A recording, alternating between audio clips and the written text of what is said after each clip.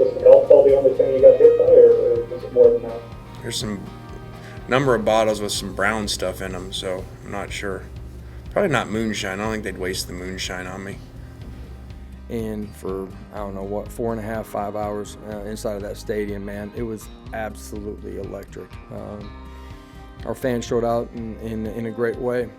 It's, I'm gonna be honest, man, that's why I wanted to be here, because I believe in the power of the T. I believe in this university, believe in this athletic department, and I believe in this fan base, man. And tonight was a great showcase of that. We had a play called. We called timeout. We changed the play. Did you see something you didn't like, or? You want to know the truth? I'm not going to tell you the truth. I'm not going to tell anybody under the. I'm trying to establish a culture. I'm trying to recruit great players, and we can't skip steps. And I would have liked to, and I thought maybe we could have, and maybe I got the fan base too excited, and thought maybe we could skip that step, but we can't. We can't skip a step. Oh, welcome in to the latest episode of that SEC podcast. I'm your host, Michael Bratton. I go by SEC Mike on Twitter. And we got a great show lined up. We got my buddy Michael Katz from the Mississippi Daily Journal. He's going to hop on the line, break down what's been going on there in Oxford the last couple of weeks. A lot of moving parts there for Lane Kiffin and company after their 10-win regular season. 2 new coordinators. Going to talk about that. Transfer portal targets, transfer portal additions.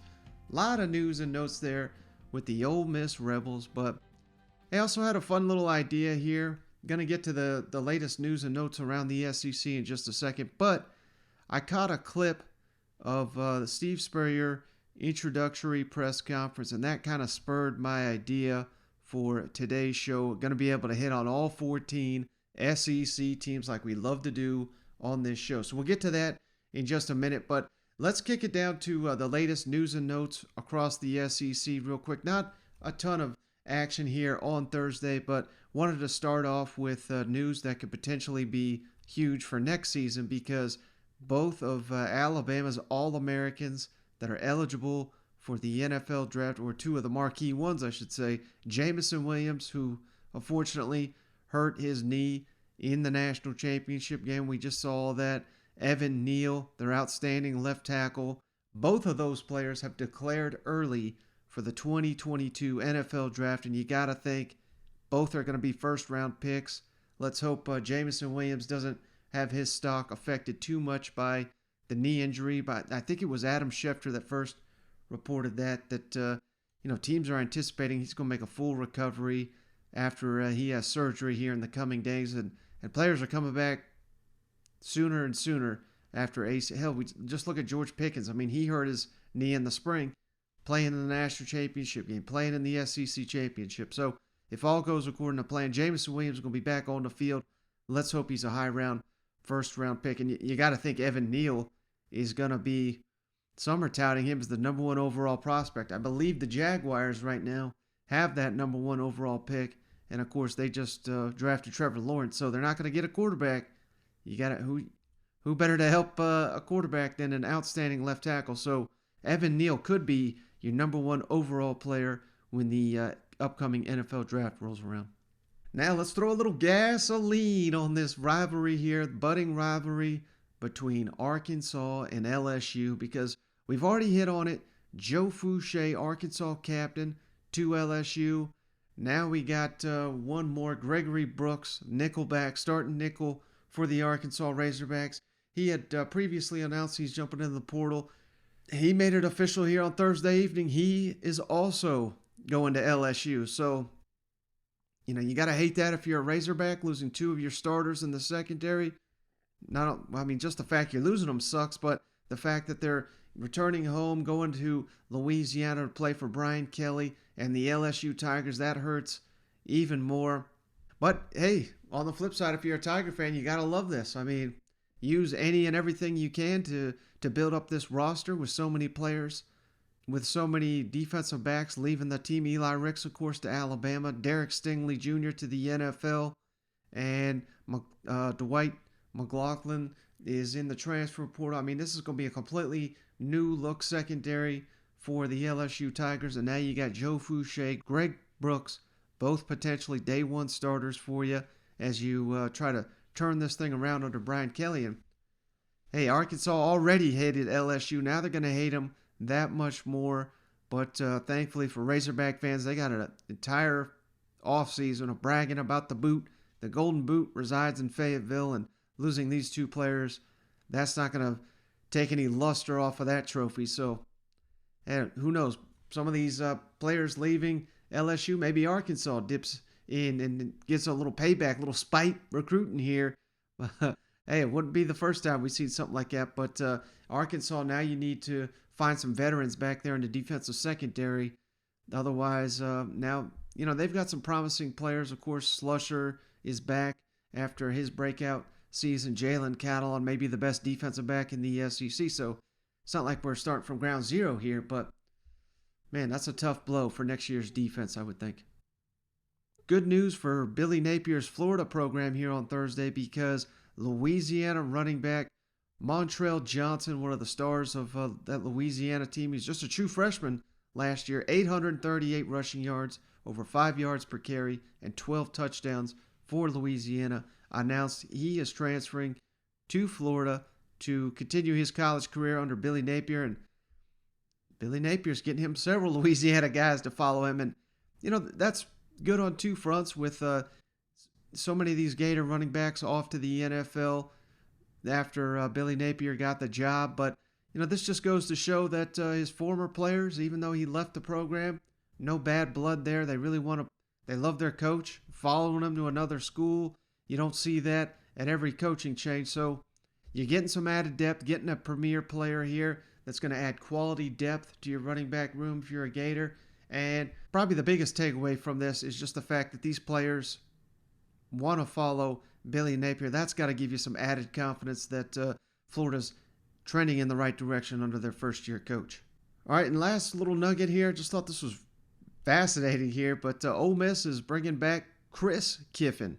Of course, the brother of Lane Kiffin was with, I believe, the Cleveland Browns last season. He's been with the San Francisco 49ers, and he was defensive line coach, I believe it was, under Hugh Freeze when all the shenanigans was going on there. And Chris Kiffin, I think he got a show cause. I don't really remember the specifics, but he definitely was booted from the program, had to go the NFL route, and he's been successful there. But now with Ole Miss losing DJ Durkin, we're bringing in Chris Kiffin.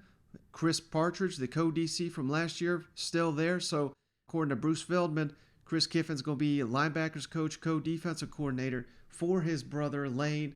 But it's just kind of funny how full circle that went. And hey, Chris Kiffin, he knows the landscape, he knows the school, he knows how to recruit at an elite level. Helped some of the best players in that program's history on the defensive line, coached them up down there in Oxford. So moving aside from the awkwardness of this, nice pickup here for Ole Miss, getting an NFL coach. That's kind of what you want to do these days, is hire someone that can get these players to the NFL, because your premier players, that's what they want more than anything else. And now that's something that Ole Miss can sell on the recruiting trail. We got us a coach with plenty of NFL experience.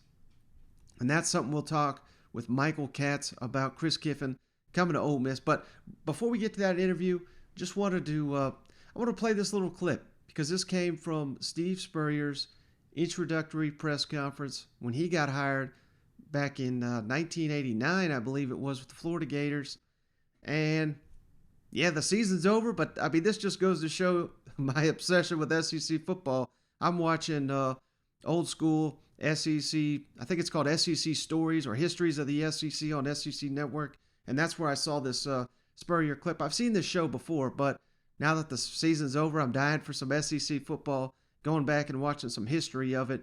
But when he made these comments that we're going to highlight right here, just gave me this show topic idea. His message full of promise and optimism. Oliver Wendell Holmes said, "What's most important in life is not where you are, but in what direction you're moving." And we are going to try our best to move in the right positive direction here for Florida football. All right, so I love this quote from Spurrier, and of course, we all know he went on to become one of the greatest coaches, not only in the SEC, but in college football history there in Gainesville. But, just a great lesson that, it doesn't really matter where you've been. All that matters is you're going in the right direction, where you're moving. And, legitimately, I cannot remember a time in the SEC when we had so many positives. So I've come up with a positive for every SEC team, but I know some teams are not happy with where they're at. Some teams, you got a long way looking up the top of the SEC ladder, but hey, like he says, man, this is where Florida basically was when Spurrier got there. It all that matters is where you're going next, pushing in that positive direction. So trying to keep things positive here, and I'll just go in order here, starting with the SEC West. Alabama.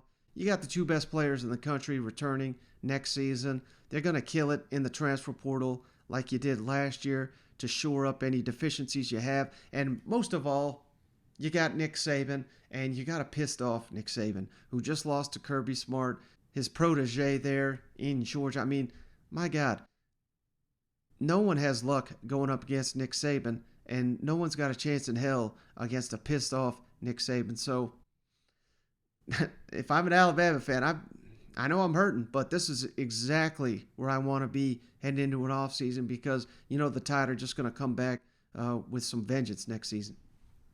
Now, Arkansas, you got Sam Pittman. Probably the best fit of any head coach. Probably the best cultural fit for any head coach in the entire country. Sam Pittman is Arkansas football.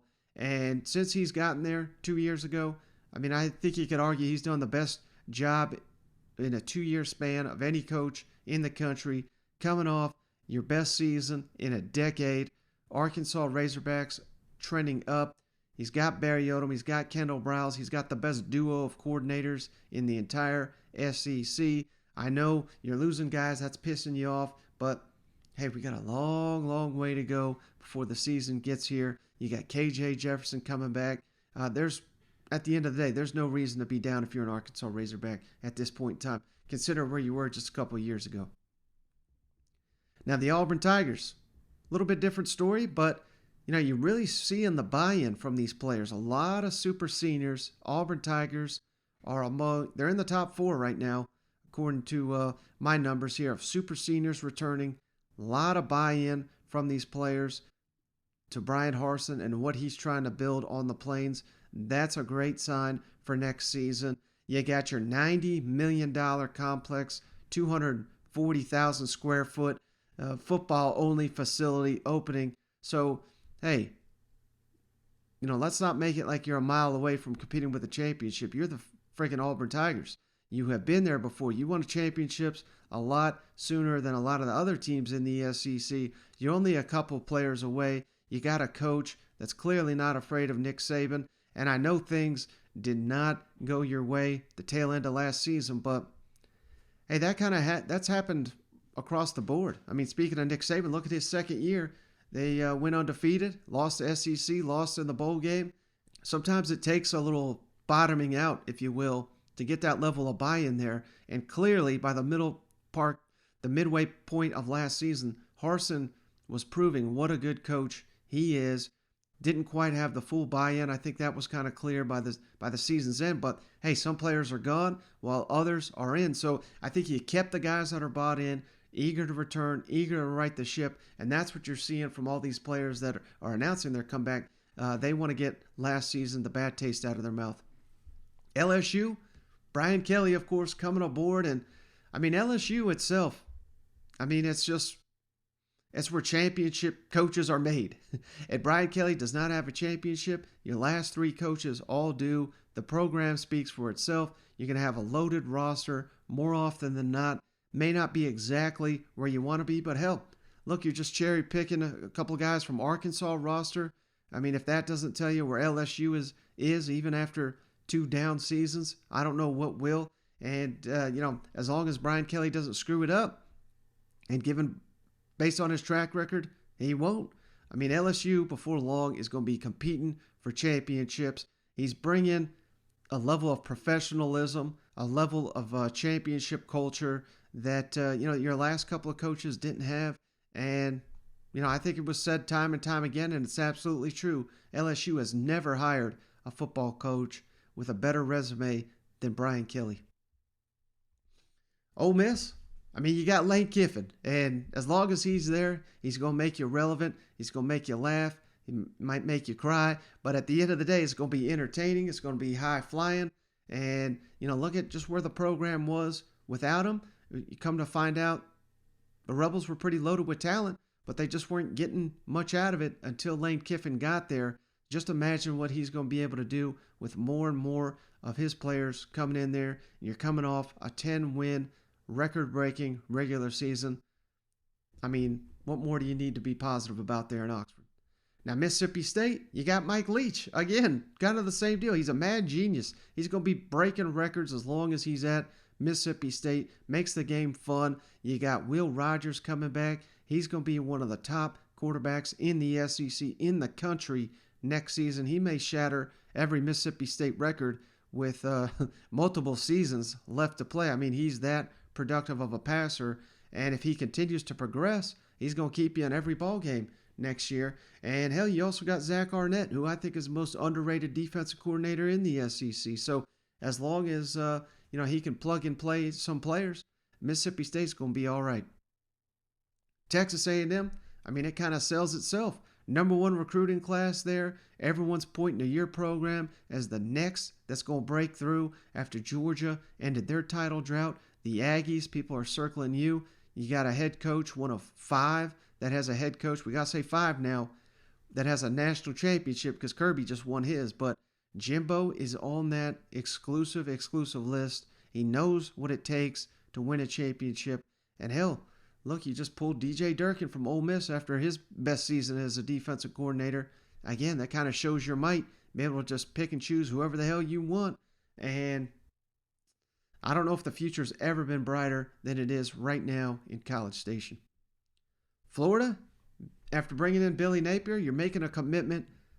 The commitment needed to compete annually in the SEC. A coach that understands recruiting.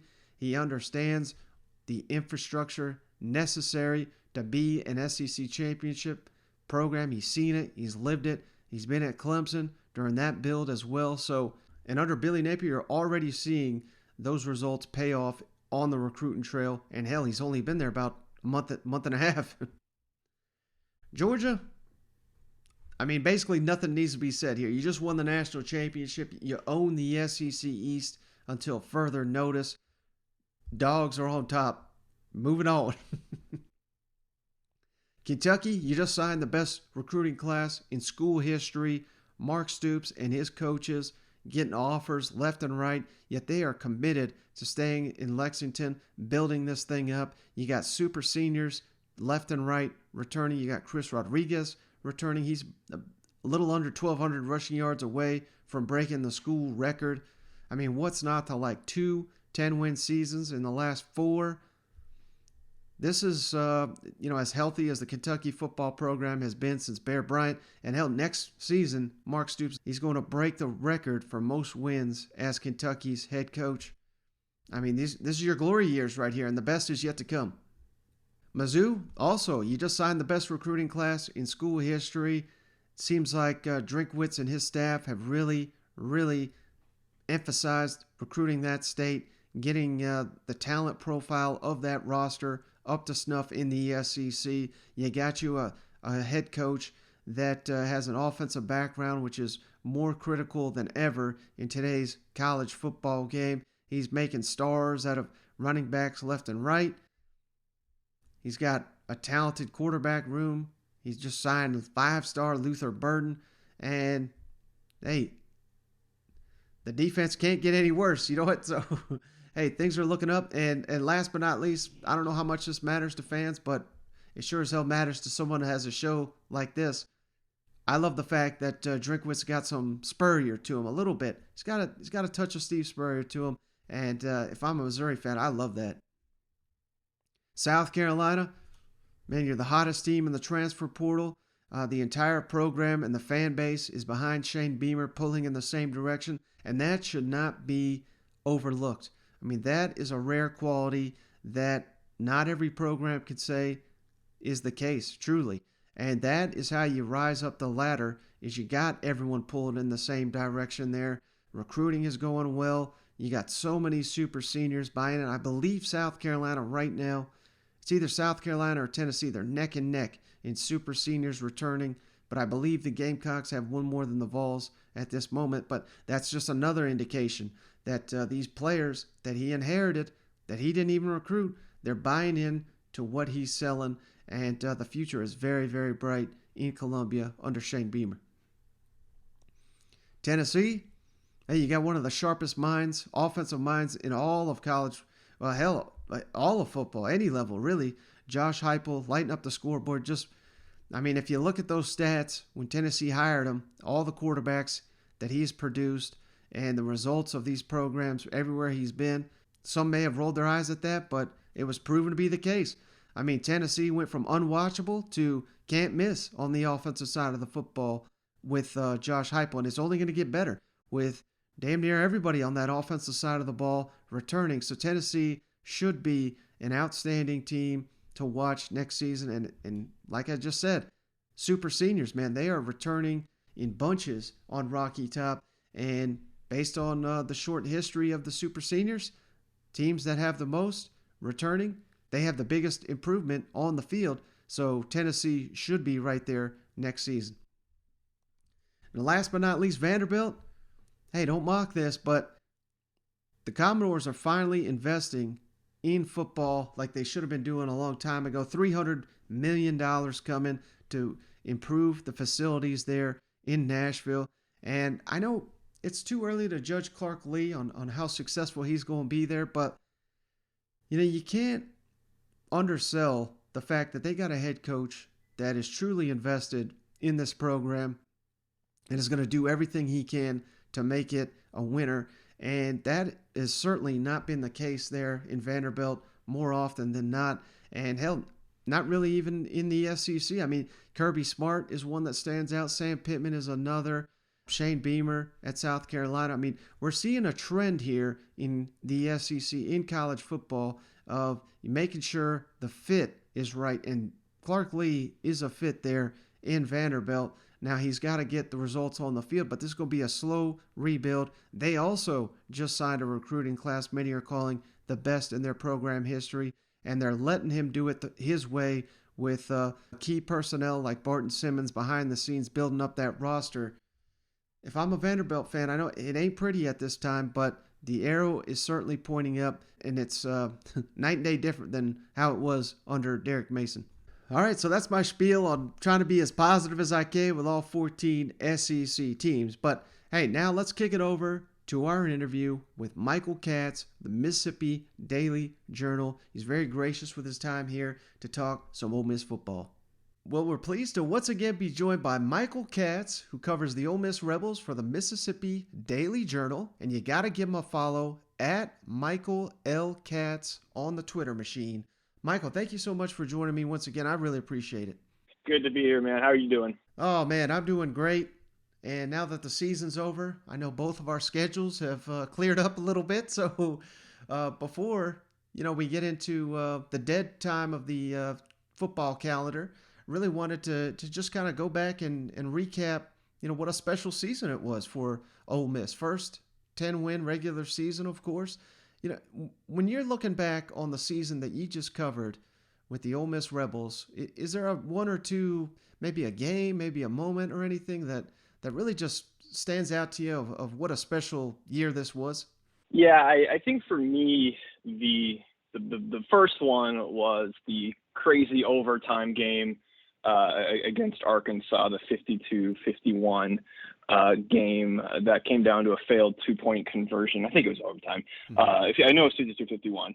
And that was kind of a real turning point for the team, just in terms of, the defense had kind of been hit or miss. And really from that point, defense became one of the strengths for the team, which, if we're being honest, like nobody expected coming in to 2021, given how bad that defense was the year before. They gave up almost 40 points a game in 2020. They were really, really bad.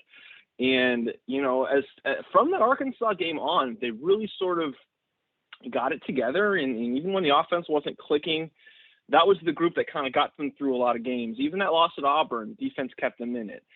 And, it almost carried them to a Sugar Bowl. And, I mean, you lose Matt Corral in the first quarter, and you still almost, you're still hanging around for the better part of 4 quarters. The defense really kind of took that turn against Arkansas. So I think that was one of the big moments.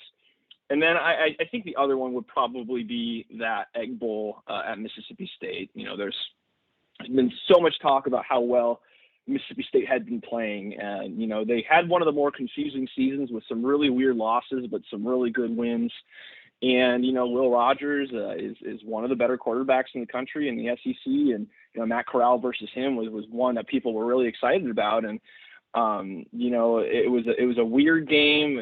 State had a lot of chances. I think it was in the second quarter when they dropped like 3 straight touchdown passes, or what would have likely been touchdown passes, and Ole Miss, seals up that New Year's 6 appearance. I think those are 2 that really stick out to me. And then, for better or worse, Matt going down in the first quarter of the Sugar Bowl, that was kind of a defining moment where you knew that, they probably weren't going to get to that 11th win for the first time in program history, but it really just was a testament to what Matt Corral has kind of meant to this program, and just kind of the old school throwback that he is. They don't really make guys like Matt Corral anymore, and just covering him and this team was a really enjoyable experience. And I got to ask you now, how annoying are the cowbells in person now that you've experienced the Egg Bowl? Man, so I didn't realize. I had heard that it was an open air press box, and I didn't really know what that meant until I got there. And then I got there, and it was kind of cold. Like, I'm from Los Angeles. I lived in Wyoming for a bit, but I've gotten a little bit soft in like the 6 months that I've been here. So it was a little bit cold, and then 2, you heard everything. And man, those cowbells got loud about the second quarter, and if I had to go, another couple years without hearing them, I would not be too upset. They're a lot. They're a lot, but it's fun. It's part of what makes football great. College football great is the environments that you're in, and that's one of the good ones. Yeah, absolutely. Well, you reference, how improved this Ole Miss defense was. Do you think they take a step back with, of course, DJ Durkin off to Texas A&M? How big of a loss will that be for Lane Kiffin and company? Yeah, the defense was not perfect this year, but it was almost 2 touchdowns better than it was last year. And Durkin did a really nice job. He's, by all accounts, going to Texas A&M. I'm imagining that he's going to be very well compensated there, because everybody at Texas A&M seems to get pretty well compensated these days. We were able to confirm today that Chris Kiffin, Lane's brother, is joining the staff, and I think it was Bruce Feldman reported that he's going to be the co-defensive coordinator with Chris Partridge, who was co-defensive coordinator with DJ Durkin this year. And it's hard to expect that same kind of level of performance, especially given what they're losing, because, not only are you losing Durkin, but you're losing Sam Williams, who, had an All-American season. You're losing Chance Campbell, who, had 100 whatever tackles and was just a real steady presence at middle linebacker. And, losing Jake Springer, who was a really kind of a huge part of that defense on the back end. But I think they're doing a nice job of kind of filling in the gaps. They got a really nice linebacker from Central Michigan yesterday in Troy Brown, who's a 3-time All-MAC guy, and I think he's going to be a plug and play. Is it realistic to ask him to produce like Chance Campbell or Mark Robinson, who was one of the other kind of standout linebackers, did? No, but I think he's going to be just fine. And so, is it going to be, I think they ended up giving 24 points a game this past year, which is really, really good in this era of college football. Is it realistic to expect that again? I don't know, but I do think the days of them giving up like 40 points a game, I think they're past that, because I think they've recruited well. They are still strong on the back end. They've got some nice defensive backs that bought in the Iowa State kid, Isheem Young, he's a day one starter as well. And so I think they are set. I think the pass rush is where you kind of worry a little bit, because they got so many sacks. A lot of that was Sam, and a lot of that was Chance Campbell. I think he had like 6 sacks this year, as a blitzer. So I think they're going to have to find a way to get that production. But I think overall the talent's there, and I think overall they should be okay there. Now, what can you tell us about their new offensive coordinator, Charlie Weiss Jr.? If I'm not mistaken, I think he worked with Kiffin at FAU, so there should be some continuity there. Yeah, he was his coordinator there for a couple years before he took the South Florida job. I will say, for the record, I did not think that I was going to be talking about Charlie Weiss in the year 2022, but here we are. I thought, as a USC grad, I thought I was done with Charlie Weiss in like 2010, but here we are. But no, I think it's, losing Levy is tough because Jeff Levy did do a really nice job, and he brought this sort of frenetic pace that really threw teams off. And he's off to Oklahoma, where he graduated from, and that move makes sense. You can't really fault him for wanting to go back to where he's familiar with. But I think just in terms of guys that Lane is familiar with, I think Charlie Weiss Jr. makes sense. One, it's a system he's comfortable with, and two, let's be honest, the offense is going to look how Lane Kiffin wants it to look, and it's just a matter of who is going to run it. And I think Lane probably picked up some things from Jeff Levy that he's going to implement into what this next version of the offense looks like. So, is it going to look exactly the same? Of course not. But I think a lot of that is going to be due to personnel more than, really the coordinator. I think it's, is it unrealistic to expect them to go as fast as they did? Yes, because they were warp speed, and I think they were top 10 in plays per game this past year. But I have a feeling it is going to look fairly similar.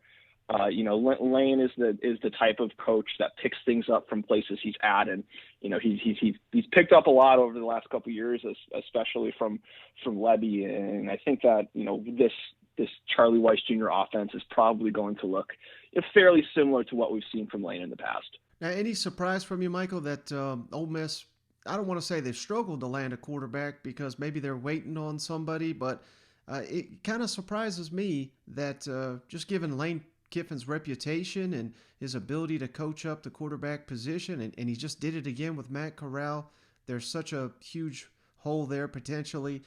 I know they likely will add a transfer quarterback, but any insight into that or any surprise that they've not done that yet? I think there is a little bit, at least from kind of the outside perspective, of surprise. When this whole thing started, you had Spencer Rattler in there, and you had Dylan Gabriel, and Dylan Gabriel was a guy who visited here. He was at a basketball game that we were covering, if I remember correctly. And when Levy was here, it made a lot of sense because they were together at Central Florida. Then Levy, went to Oklahoma, and I think that kind of changed things on the Dylan Gabriel front. And there have been just all of these big names. The latest one, Caleb Williams, is in there, but and Jackson Dart, former USC quarterback. There are just so many names in there. But it is a little bit surprising that they haven't picked one up yet. And I think you can kind of look at it as in a couple of ways. One is, maybe they really do like what they have in Luke Altmaier. He was thrown into a pretty tough position in that Sugar Bowl, and yeah, he did some true freshman things, but he also did do some really, really nice things. He had a couple of kind of wow throws in that game, and he was a 4-star kid from Starkville. There's clearly a lot of talent there. Now, would you like to do a plug and play for a guy who's going to produce more like Corral? Of course, but those guys they do not come around very frequently. But I think there's optimism that maybe a guy like Jackson Dart, he's rumored to be here over the next couple of days as a visitor. So I think there is hope that maybe they get one of them. I think the good thing is that there's always going to be fairly big names in there because, after spring ball, there's probably going to be more guys in there. And so I think they're just kind of waiting for the right guy, and it is disappointing they haven't gotten that guy yet. I imagine it is, but I do think that, they will get one of them. And, but I think it could say that they are confident in Luke Altmaier. I don't think it's a foregone conclusion that, whatever transfer they do get, depending on who it is automatically going to get the job. Now, how big of an impact do you think Zach Evans, the transfer running back, can make? Because, we all know Ole Miss, they get this reputation as having outstanding quarterback play and all these explosive receivers, which they've had, but they have really, really run the ball well the last 2 seasons. So, I wouldn't be stunned if Zach Evans is, one of the SEC's leading rushers next season, would you? No, I think that was a huge pickup. You know, they lose Jerry Neely and Snoop Connor, who had really nice years, and they were part of that kind of. It was really a four-headed monster because, you know, you had Henry Parrish Jr., and then you had Matt Corral, who ran for, 600 yards or whatever it was. He had four guys with 500 yards, which is pretty crazy. Mm-hmm.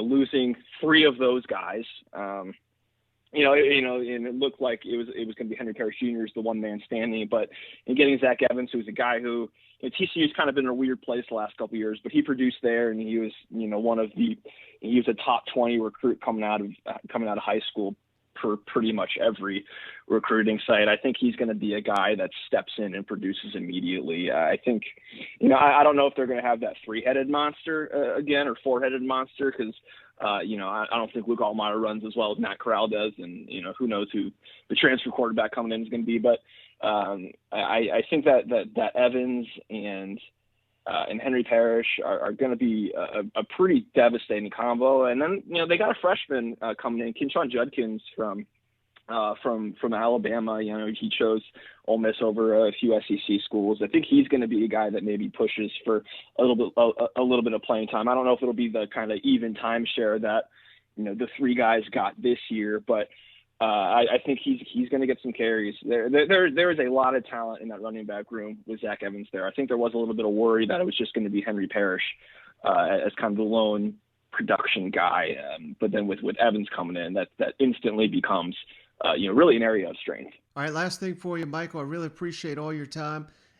Is there maybe the biggest question that you have or something you'd like to see answered in the spring, just looking ahead with this Ole Miss football team?